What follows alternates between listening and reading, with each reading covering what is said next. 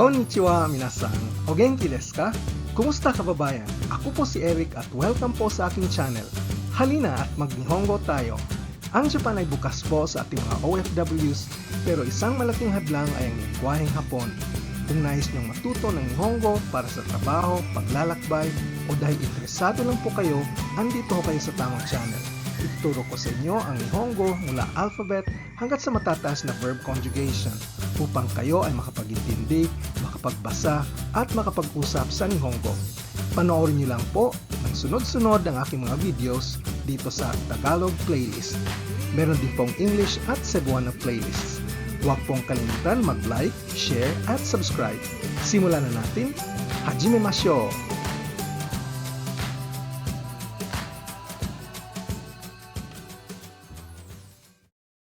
Ano nga ba ang digraph hiragana? Kung matatandaan po ninyo, ito yung basic hiragana table na natutunan natin sa lesson 1. At ito ang diacritical hiragana table na natutunan natin sa lesson 2. Maliban sa mga vowel sounds at N, ang mga hiragana ay mga bisyllabary sounds na kombinasyon ng isang consonant at vowel. Ang mga digraph hiragana ay kombinasyon ng lahat ng mga bisyllabary hiragana na sangkop sa I series at ng tatlong hiragana na sangkop ng Y series. Bale ang ki, shi, chi, ni, hi, mi, ri, gi, ji, bi at saka pi ay papare sa ya, yu at yo para bumuo ng digraph hiragana. Ito ang lahat ng mga digraph hiragana. Ang I series hiragana gagawa ng kombinasyon sa ya, yu o yo. Ang hiragana sa I series ay isusulat ng malaki, habang ang ya, yu o yo ay susulatin ng maliit. Halimbawa, ang ki plus ya ay magiging kya, ang ki plus yu ay magiging kyu, at ang ki plus yo ay magiging kyo. Pagkatapos, yung sa shi ay bubuo ng sya, shu, syo, at yung chi gagawa ng cha, chu, cho, at iba pa. Importante na maliit ang pagkasulat ng ya, yu, at yo upang maiksi ang bigkas nito bilang digraph hiragana at hindi full sound. May malaking kaibahan ng kya na isang digraph hiragana at maliit ang pagkasulat ng ya at saka ng kiya kung saan ang pagkasulat ng ya ay kasinlaki ng pagkasulat ng ki. Ngayon, i-practice po natin ang pagsulat ng mga digraph hiragana. Ready ka na ba sa ballpen o lapis at papel? Simulan natin sa kya. Ang kya ay isang malaking ki at maliit na ya. Malaking ki at maliit na ya. Malaking ki at maliit na ya. Kya, kya. At ito ang Q, malaking ki, at maliit na U. Malaking ki, at maliit na U. Q, Q. Ang Q ay malaking ki, at maliit na yo. Malaking ki, at maliit na yo. Kyo, kyo. Ito ang mga iilang ehemplo natin ng mga salitang gumagamit ng digraph K-series hiragana. Pwede ho kayong mag-repeat after me at ito isang magandang paraan upang tayo ho ay ma-practice at mapalawak ang ating bokabularyo. Okyaksang, okyaksang, o customer. Kyonen, kyonen, o noong nakaraang taon. Kyuke, kyuke, o pahinga. Ang susunod ay ang S-series digraphs. Ang siya ay isang malaking shi at maliit na ya. Malaking shi at maliit na ya. Siya, siya. Ang shu ay malaki na shi at maliit na yu.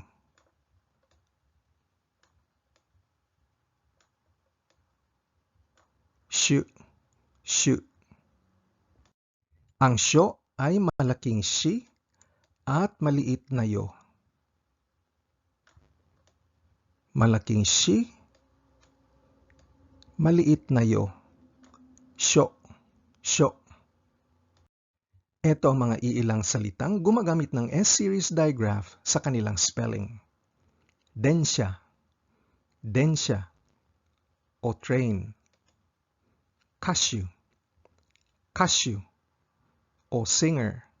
At shoten, shoten, o bookstore.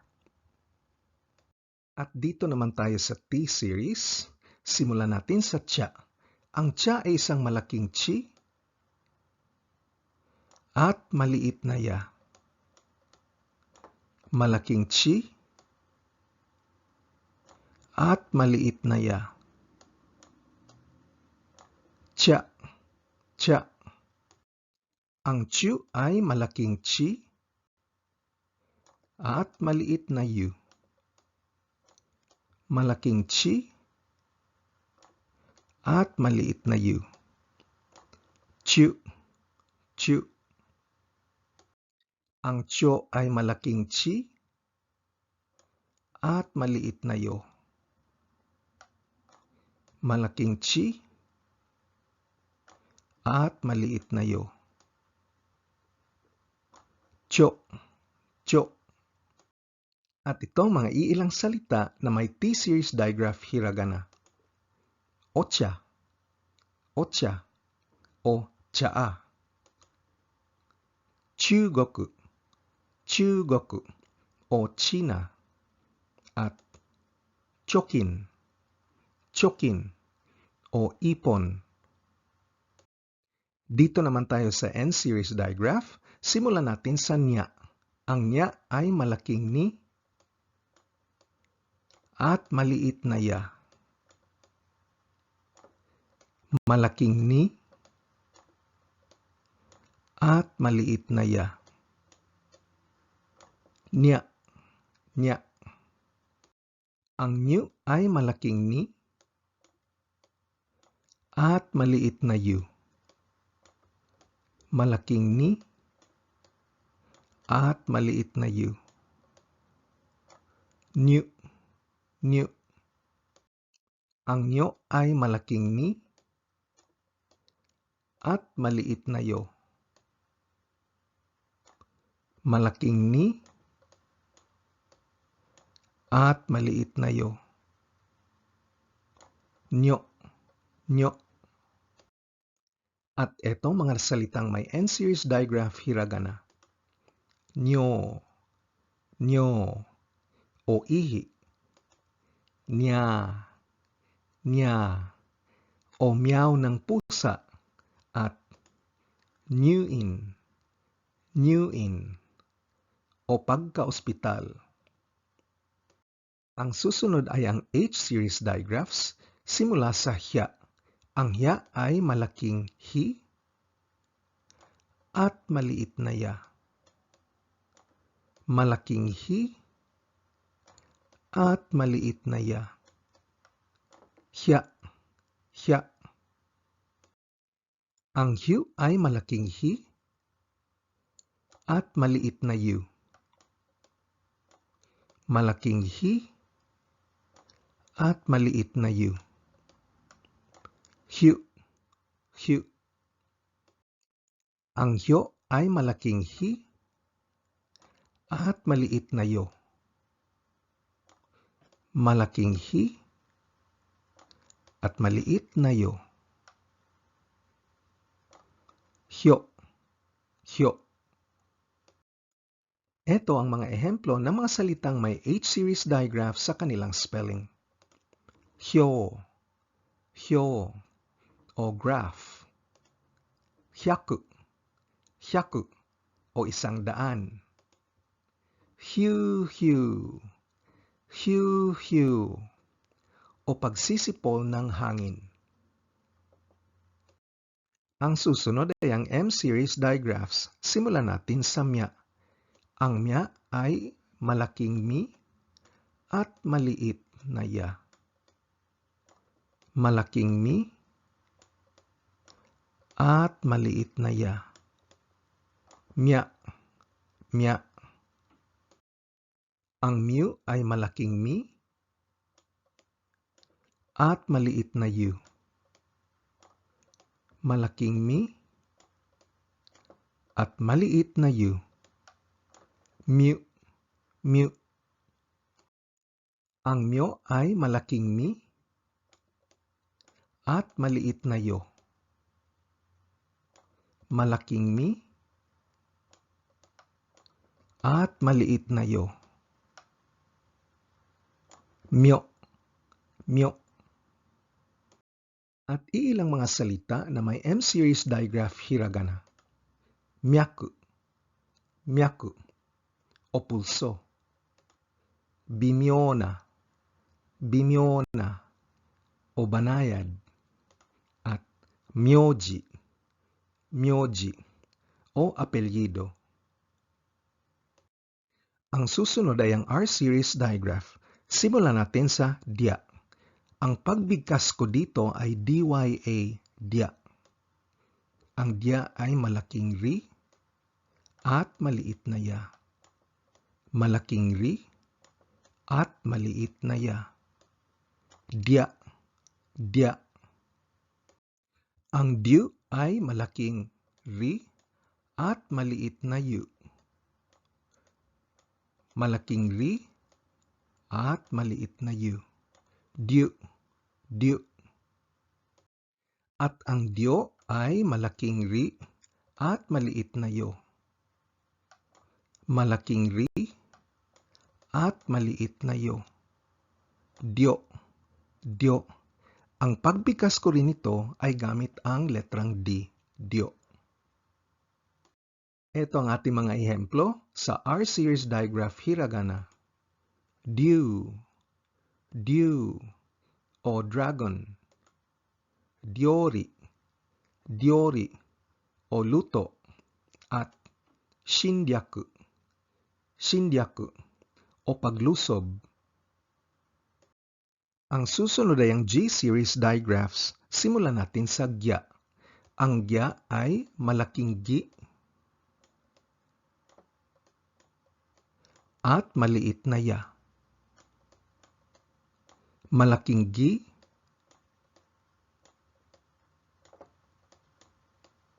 at maliit na ya.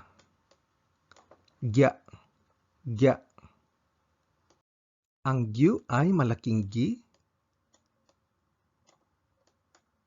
at maliit na yu. Malaking gi at maliit na yu. Gyu, gyu. Ang gyo ay isang malaking gi na may maliit na yo. Malaking gi at maliit na yo. Gyo, gyo. At mga iilang salitang gumagamit ng G-series digraph hiragana. Gyunyu, gyunyu, o gatas. Ningyo, ningyo, o manika. Gyoza, gyoza, o dumplings, parang siomai.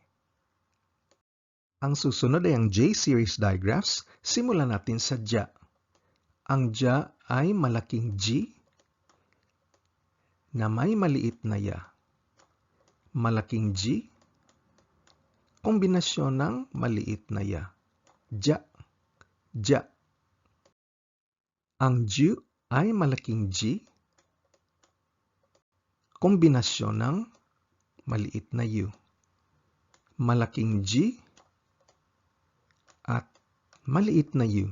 Ju, ju. Ang jo ay kombinasyon ng malaking G at maliit na yo. Malaking G at maliit na yo. Jo, jo. Mga ehemplo natin sa J-series digraph hiragana. ninja, ninja o ninja. Joshi, joshi o batang babae. At shinju, shinju o perlas. Simulan natin ang B-series digraphs sa hiraganang bya. Ang bya ay kombinasyon ng malaking B at maliit na ya. Malaking B at maliit na ya. Bya, bya. Ang byu ay kombinasyon ng malaking B at maliit na yu. Malaking B at maliit na yu. Byu, byu. Ang byo ay malaking B at maliit na yo. Malaking B at maliit na yo. Byo, byo. Mga iilang ehemplo ng salitang may B-series digraph hiragana. Sanbyaku, sanbyaku o 300. Byoki, byoki o sakit.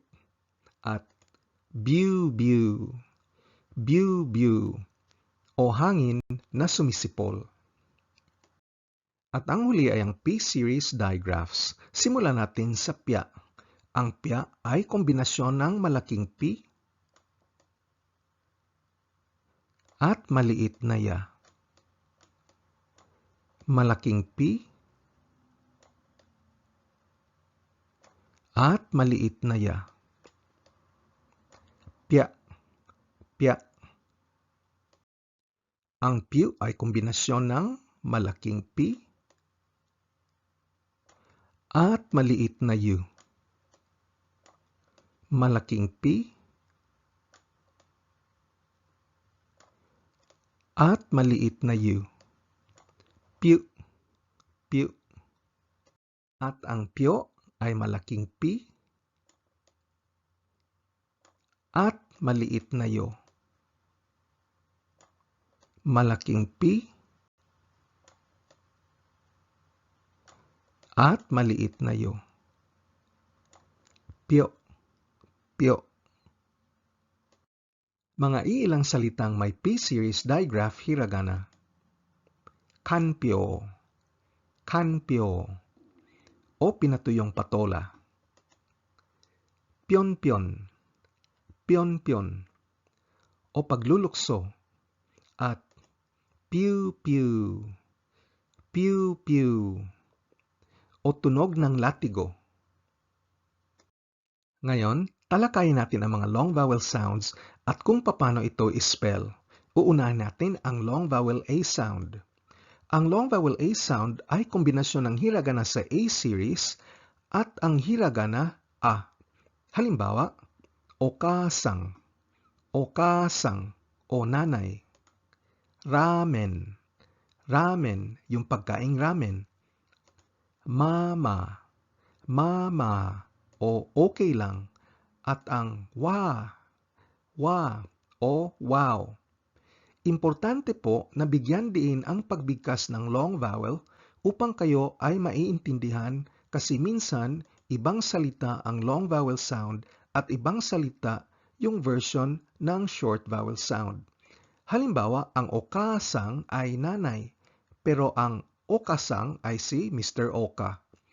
O yung mama ay okay lang, pero ibig sabihin ng mama ay tumatawag sa nanay mo. Kaya emphasize talaga ang long vowel sounds. Ang susunod ay ang long vowel I, na kombinasyon ng mga hiragana sa I series plus hiragana I. Halimbawa, kiroy, kiroy o dilaw. Shiteiru, shiteiru o naglalatag.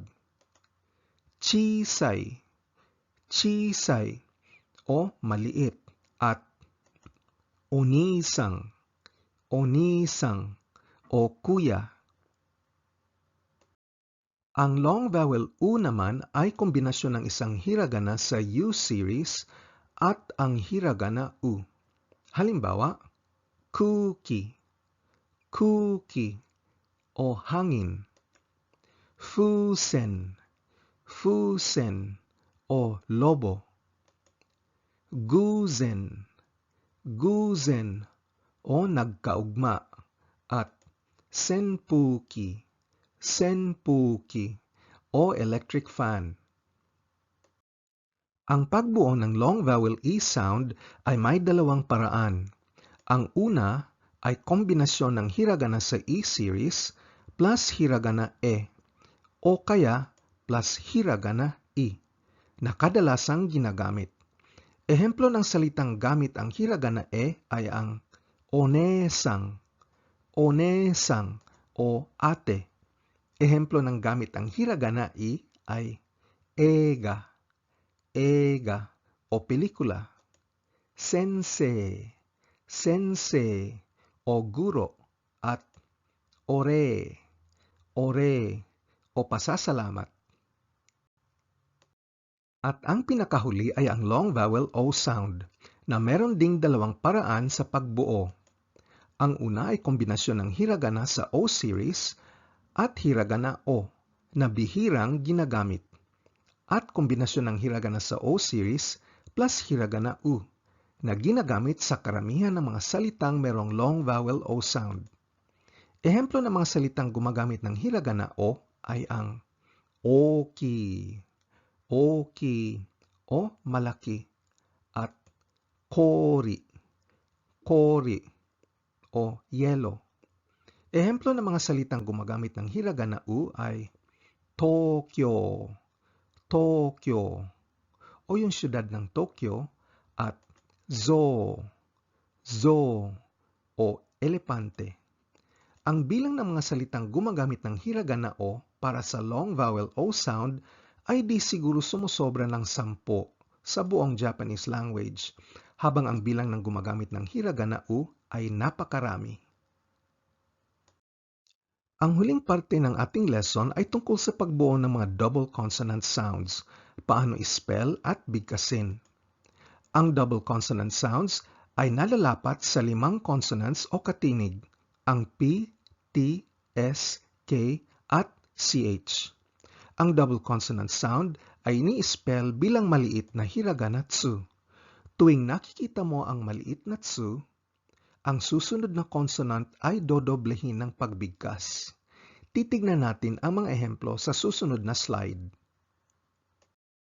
Ang double P sound ay pwedeng buuhin sa alinmang hiragana na nasasakop sa P series, gaya ng pa, pi, pu, pe, po, pya, piu, at pyo. Halimbawa, ang happa o dahon, ang spelling ay ha, tapos maliit na tsu, tapos pa. Ang maliit na tsu ay sinusundan sa hiragana pa na nagsisimula sa P. Bale, ang P ay dodoblehin sa pagbigkas at nagiging happa, imbes na hapa. Ganon din sa shippo o buntot at hapyo o talumpati.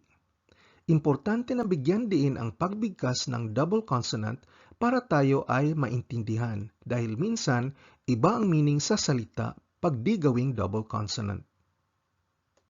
Ang double T at CH sounds ay nabuo mula sa hiragana ng T series katulad ng ta, chi, tsu, te, to at cha, chu at cho. Halimbawa, ang salitang kitte o selyo ng koreo. Ang spelling ay ki, tapos maliit na tsu na sinusundan ng hiragana te. Ibig sabihin ng maliit na tsu ay ang letrang T dodoblehin sa pagbigkas, kitte.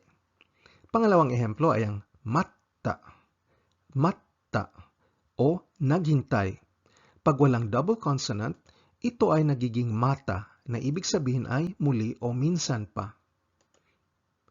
At saka yung ehemplo na matcha, matcha o matcha tea. Dodoblehin ang CH sound, matcha. Ang double S sound ay binubuo mula sa S series hiragana kagaya ng sa, shi, su, se, so at sha, shu at sho. Ehemplo, Zashi. Zashi o magazine. Ang spelling ay za at shi at sa gitna ay maliit na tsu na ibig sabihin dodoblihin ang S sound ng shi. Kaya nagiging zashi. Zashi. Massugu. Massugu o diretso at issyo ni. Issyo ni o magkasama. At ang huling double consonant ay ang double K sound na nabubuo mula sa K-series hiragana kagaya ng ka, ki, ku, ke, ko, kya, kyu, at sakakyo. Halimbawa, sakka, sakka o manunulat. Ang spelling ay sa, ka, at sa gitna ay maliit na tsu na ibig sabihin dodoblihin ang pagbigkas ng K sound ng ka, kaya sakka. Shikke, shikke o humidity at kekkyoku, kekkyoku o sa kalaunan. Meron tayong mga ehemplo ng mga salitang ibang ibig sabihin paggawa ng double consonant sound. Halimbawa, akka. Akka ay pagkasira habang ang aka ibig sabihin ay kulay pula. Ang hassen ay 8,000 habang ang hasen ay dotted line o tudok na linya. Itta o pumunta at ita o nandito. Dappi ay pagluluno o pagpapalit ng balat na ginagawa ng mga ahas at insekto upang sila'y lumaki. At ang dapi ay walang kahulugan sa salitang Hapon. Kaya importante po na bigkasin ang double consonant ng maayos pag kailangan upang tayo'y maintindihan. Bilang summary, sa Lesson 1, natutunan natin ang mga 46 na basic hiragana characters. At mula dito, natutunan natin ang 25 na mga diacritical hiragana sa Lesson 2. Dito sa Lesson 3, natutunan natin ang 33 na mga digraph hiragana. Lahat-lahat, 104 na hiragana characters ang ating natutunan. Natutukan din natin paano ang spelling at pagbigkas ng mga long vowel sounds at double consonants. Ngayon, alam mo na ang lahat ng hiragana kaya pwede ka nang bumasa at sumulat ng Nihongo. Sana kayo po ay nag-enjoy habang maraming natutunan. Kung seryoso po kayo sa pagiging fluent ng Nihongo, napaka-importante na matutunan natin ang grammar, na mapalawak ang ating bokabularyo, at ang pag-e-ensayo araw-araw. Ang aking buong programa sa Nihongo ay dinisenyo upang kayo po ay mabigyan ng matatag na pundasyon para mabilis ang iyong pag-aaral hanggat sa kayo po ay makapagsalita. Huwag pong kalimutan mag-like, share, at subscribe. At huwag kaligtaan panoorin ang susunod na video. Nihongo no Benkyo ni Gambatte kudasai. Ja, mata ne!